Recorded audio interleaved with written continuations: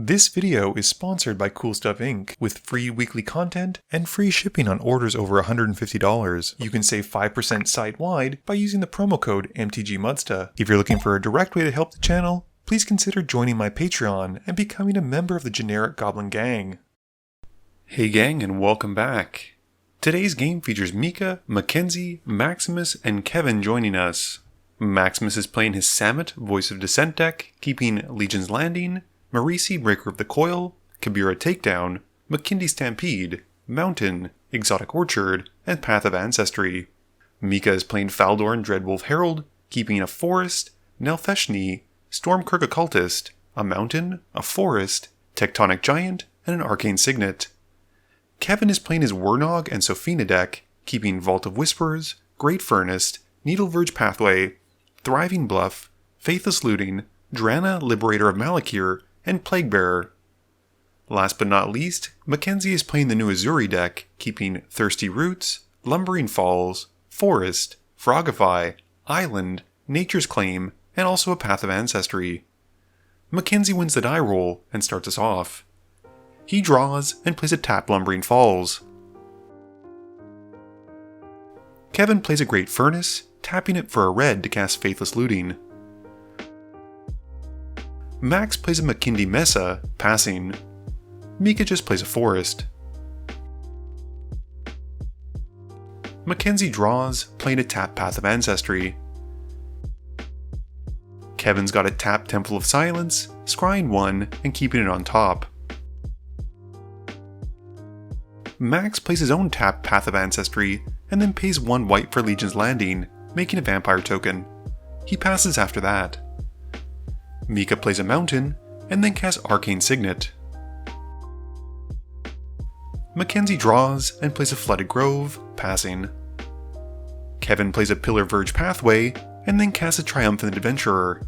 With nothing else, he passes. Max has a Mountain for turn, and then goes to combat, hitting Mackenzie for 1 with the Vampire, and gaining 1 from the lifelink. Mika draws and plays a Mountain. He then taps 4 for Tectonic Giant, passing. Mackenzie plays a Forest for turn, and then plays out Ezuri, but doesn't pay for the Pseudo Kicker, and passes. Kevin draws and plays a Thriving Bluff, naming white as his second color. He then plays out Drana, Liberator of Malakir, and goes to combat. He swings the Triumphant Adventurer at Mika, dealing 1 because it has First Strike and Death Touch, and he doesn't want to block it. Kevin then ventures into the Lost Mines of Phandelver, scrying 1 and passing. Max draws and plays an Exotic Orchard. He then taps enough for Smothering Tithe, passing. Mika draws but doesn't pay the 2. In his main phase, he casts Faldorn and then moves to combat. He swings a Tectonic Giant at Kevin and exiles his top 2 cards, picking to be able to play the Raging Ravine this turn. And Kevin then takes the hit, and then plays the Raging Ravine from exile and makes a 2/2 Wolf. Mackenzie draws and doesn't pay for the Tithe either. He then plays an Island and casts Vivis Surgeon's Insight, drawing 3. He then passes after that. Kevin's got a Scavenger Grounds, and he taps enough for an Incarnation technique, demonstrating on Mika. This has Mika milling 5, and then reanimating Sorkera, while Kevin gets to use Incarnation technique twice, and the first one gets a Keskit, and the second one gets an Oswald Fiddlebender. Going to combat, Kevin then swings Drana at Max and the Adventurer at Mackenzie. They both take their hits, with Kevin putting a +1/+1 counter onto each creature he controls, and then ventures further into the dungeon. He passes, and on his end step, Max flashes in Samut with 5 treasures. Maximus draws and plays a Myria Angel. He then plays a Kabira Plateau, making a bird token.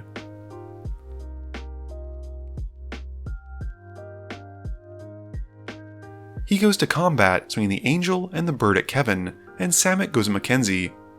This has Legion's Landing transform, and Kevin and Mackenzie then take their hits. With nothing else, Max passes.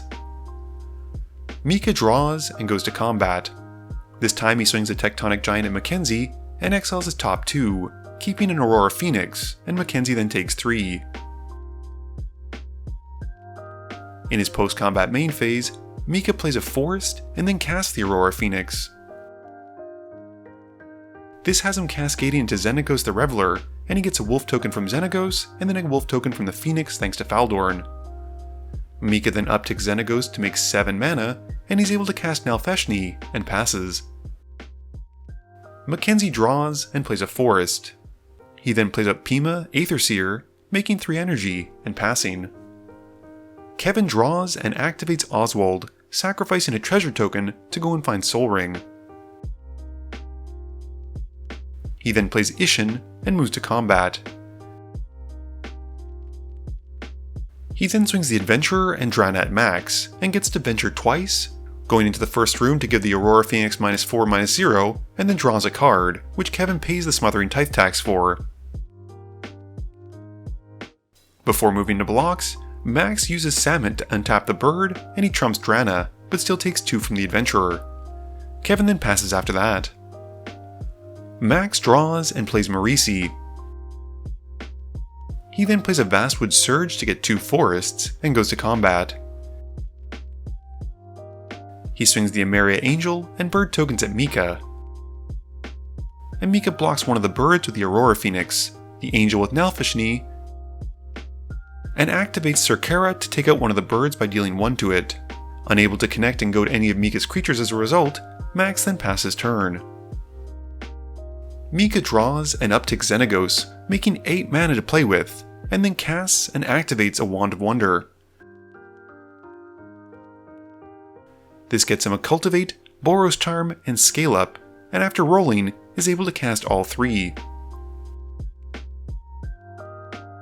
Each spell gets copied as well from Nalfeshni, and he gets to go and find 4 lands, and make 2 Wolf tokens into 6 4s.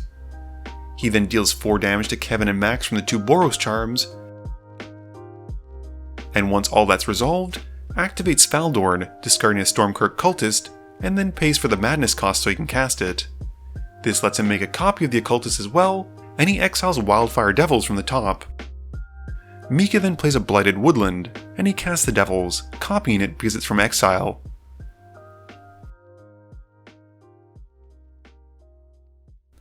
As they come in, he rolls to see who they'll target, and both of them hit max, which lets him cast Scale Up again and a Vastwood Surge. Scale Up targets his Occultist copy and Tectonic Giant, and Mika then moves to combat. He swings his 6/4 Tectonic Giant and 6/4 Occultist at Kevin, along with 3 Wolf tokens. And he gets his Giant trigger, dealing 3 to each of his opponents. Kevin chumps the Giant with Keskit, but still takes 16. Mika then exiles his top card to the Occultist, but can't cast it. After that, Mika exiles his tokens from Nalfeshni, and he passes turn. Mackenzie draws and plays an island. He then plays Washout, naming red.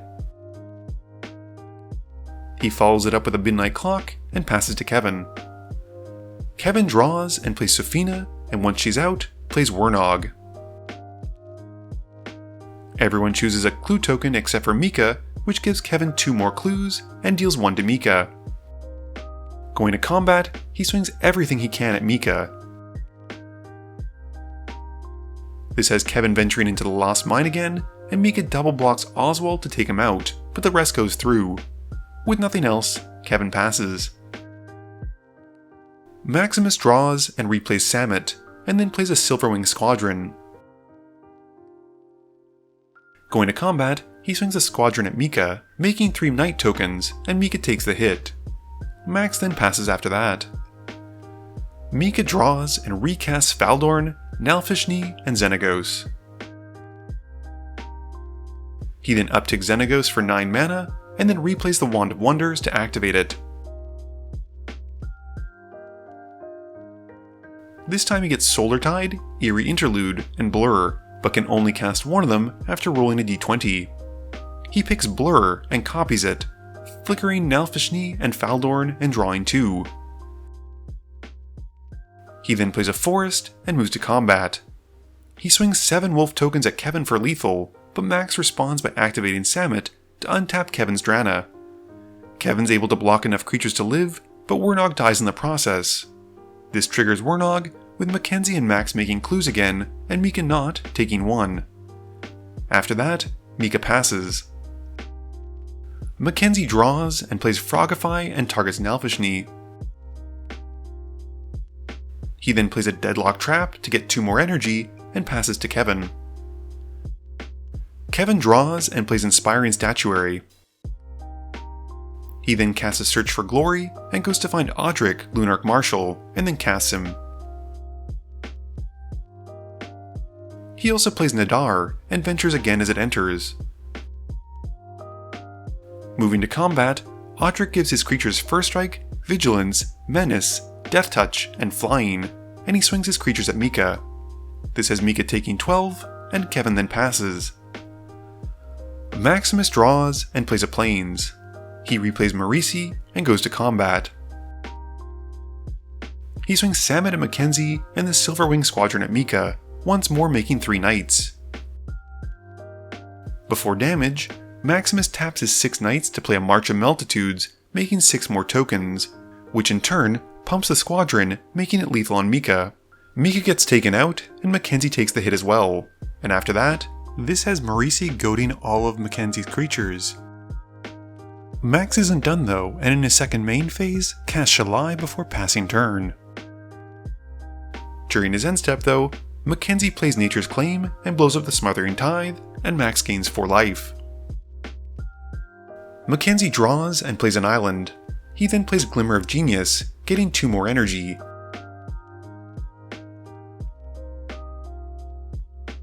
And he then plays an Architect of the Untamed. Going to combat, with his whole team goaded by Marisi, Mackenzie swings them at Kevin. Kevin easily eats them thanks to Audric pumping all of his creatures with all those abilities, and after that, Mackenzie passes. Kevin draws and plays a Deadly Dispute, sacrificing a clue token and drawing some cards from it. He then replays Ishin and goes to combat. Mackenzie activates a Deadlock Trap to tap Drana though, and Maximus then uses Samut to untap her. Everything then goes at Mackenzie, which gives Kevin 4 venture triggers as well, giving Shalai and the Architect -4/-4 as he goes through the dungeon almost twice. Mackenzie then drops to 3 after taking the hit, and Kevin moves to a second main phase. He casts a Thorough Investigation, and then cracks a clue token to draw a card and finish the dungeon again. Kevin then wraps things up by playing an Orcus, putting 14 into the X. This lets him bring back the Eldrazi Displacer, Fathomfleet Swordjack, Oswald, and Kesket, and they all gain haste. He then uses Oswald to sacrifice the Inspiring Statuary to go and find a 4-mana artifact, and in response, Maximus sacrifices some treasure tokens to activate some clue tokens to draw some cards. Kevin then settles on a Clock of Omens and passes. Maximus draws and plays a command tower. He goes to combat and swings enough at Kevin and Mackenzie, and since they don't have enough blockers, both of them get taken out through combat, winning Maximus the game. Game review time. So you're seeing this game kind of out of order, since Mackenzie played his Ezuri deck first and then changed it into his Yorick Energy deck. Unfortunately, as you saw, it didn't work out particularly well for him with the Ezuri version, and he basically just had a very few amount of energy generators and no real payoff. The Yorick deck seemed to do a lot better, so hopefully we'll get to see that one in action again.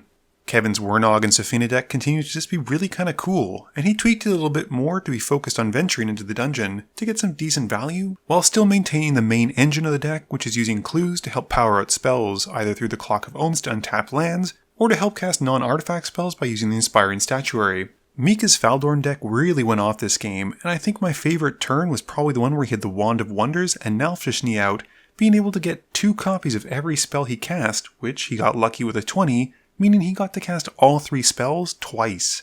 That was just insane, and he got so many wolf tokens and did so much. I think that washout was a perfect answer to his board state though, and unfortunately it seemed like he really struggled to get back. I think Maximus did a great job of navigating the waters in terms of politically not being too threatening on the board, while at the same time helping his other opponents deal with the main problem, which was Mika. One of my favorite plays was that March of the Multitudes to help pump up his Silverwing Squadron into being lethal, and I just liked it a lot.